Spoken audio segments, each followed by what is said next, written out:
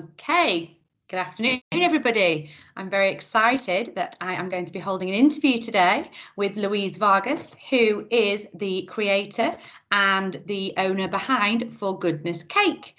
And I've got a few series of questions to ask her about her business. So, Louise, can you remember baking your first cake? If you can, how old were you? Hi, Jenny. I don't know if I can remember my very first one, but it's probably going to be something like cherry buns or lemon cake. It was a favourite with my grandma and my mum when I was growing up, so that is more than likely one of the first things that I baked. Um, I wish I could remember. That would be awesome, but I can't. It's too long ago. Good stuff. Question two, what is the most unusual flavour you've been asked to bake with? That's an easy one. So, well, actually, no, I put some strange stuff in cakes. Sometimes, like there's chocolate courgette cakes and things like that, which sound funny, but they're delicious. But the most unusual one was definitely this hand-dyed syrup. I made it for it was kind of like a mousse cake. I made it for an Indian restaurant in Bristol. And they asked me to create 3 Indian fusion cakes for their customers. And my egg-free tendai syrup mousse cake was the one that they really liked. I also made it for my family the next day. It was so good. I also made a gluten-free gluten-free coconut sponge and a vegan orange cake for their menu. But yeah, the tandai syrup was something new, and I haven't found a recipe since that's needed it. So I've still got this bottle in the kitchen if you know how to use it. That sounds really unusual. That's great. And also chocolate courgette. I'm always looking for more recipes for courgettes that are grown in my garden as I have an abundance of them. I'll have to possibly pick your brains on that one. Yeah, I do. Lovely. So describe the most memorable cake decoration you've been tasked with making. I think the one that really sticks in my mind was one that I made for my mum. I know that doesn't sound very businessy, but it was a really special cake, and I really took an immense amount of time and effort to make it. And I don't normally do fondant cakes, so it was for her 60th, and she's big into flower arranging. So I did loads of flowers and leaves, and I made her name out of the icing in like sausage writing, and it was so good. I put butterflies on it, and I really thought it was an awesome cake. I was really proud of it, and I will remember that cake for a long time because it was such a special occasion. But I like doing ones that are more creative. Recently I've had one that was on a camping theme. That was really fun. I used they weren't actually nice biscuits, but they were similar to nice, and they were like this. They were like a tent on the top of the cake, which was cool. And I made a little bonfire out of edible sweets. And yeah, I really liked that one too. Excellent. Was there a colour theme for your mum's cake? Oh yeah, it was pink, and all the flowers were sort of on that theme, like pink, white, red, with green leaves, and just all intricate. I have to send you a picture. Sounds amazing. Sounds great. Lucky mum.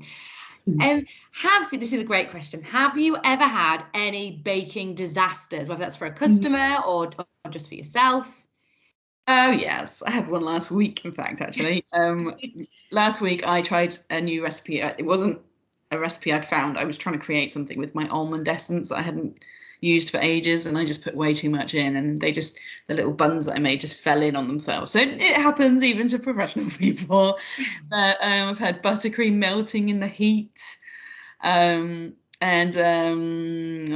week my toddler turned up the heat on the oven without me knowing, so I just caught it in time, luckily. But if I'd not seen the heat had gone up, that would have been a bit of a disaster. But I think it's all part of learning, though, and I found ways to get around these things. Like I'll bake when she's napping now, put the aircon on in the car, that kind of thing. So it's all learning. It's fine. I'm sure you can salvage disasters or things that are going towards the disaster front when they occur as well. Maybe scrape off the burnt bits or something like that. I try not to do that. I try to get them out perfect, obviously, but yeah. Lovely. And there's kind of 2 questions in one here. What is your favourite cake to eat and also bake? It could be 2 different types of varieties of cake here. Oh, so I think I've told you before, my favorite cake changes all the time. At the moment, I really like the coconut lime loaf. It's different, it's unusual, and it's really spongy and tasty. And we've always got limes in our house. It's weird. I wouldn't. I think it's my husband. He buys the limes, but I put them in a cake. He puts them in drinks. That's yeah. Wrong, yeah. Yeah. But unusual ingredients, like I said before, is kind of how my business grew, making unusual cakes for dietary requirements. My favorite cake to bake is probably my vegan chocolate peanut butter cake. It's a really good recipe for sponge quality. The ganache is just lush. And my kitchen smells amazing afterwards. I was going to say, you can't go wrong with ganache, can you? Oof, amazing.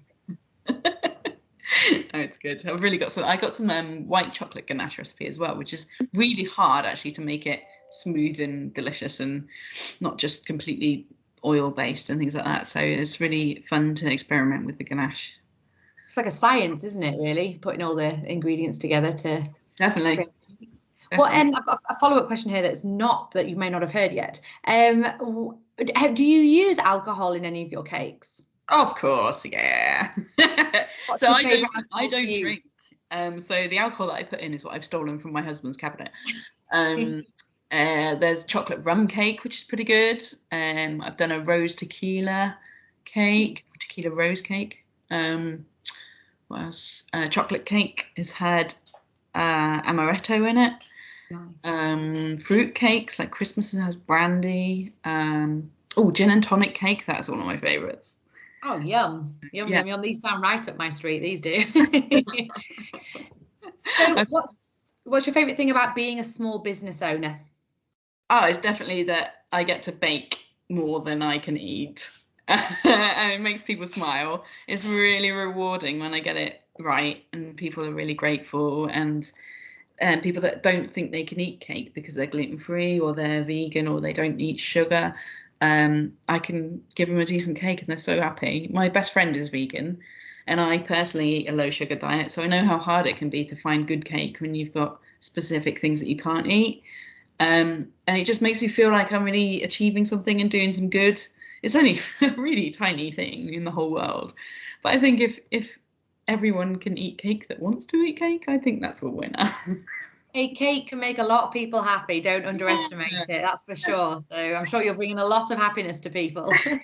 It's really good to be able to find your niche as well. So I could just say, oh, I make everything, but then you don't appeal to specific people that way. And I really, because of my background in not eating sugar so much and having vegan friends, that it was no question. I had to go down the dietary route. So yeah. I'm glad I did.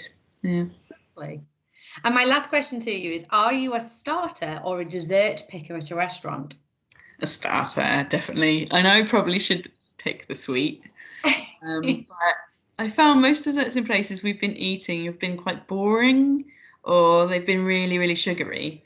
And maybe I've thought I could do better at home. So I don't really enjoy cooking at home, but baking for me is not cooking. It's just magic. So that doesn't count. I'm talking cooking, dinner or lunch. So to have somebody else make something delicious and savory is so welcome. But I do love a bread and butter pudding or a good cheesecake, like a decent one, not just like vanilla cheesecake or something really boring, like something a little bit different, like honeycomb or, I find that really hard to resist. A good bread and butter pudding or a cheesecake, I would pick, but I do prefer a starter, I think. If you were pushed on it, if you couldn't have starter, main, and dessert, you definitely choose a starter. Yeah, starter and main every time, and then maybe go home via an ice cream shop. Hey, why not? 4 courses. Yeah, Oh.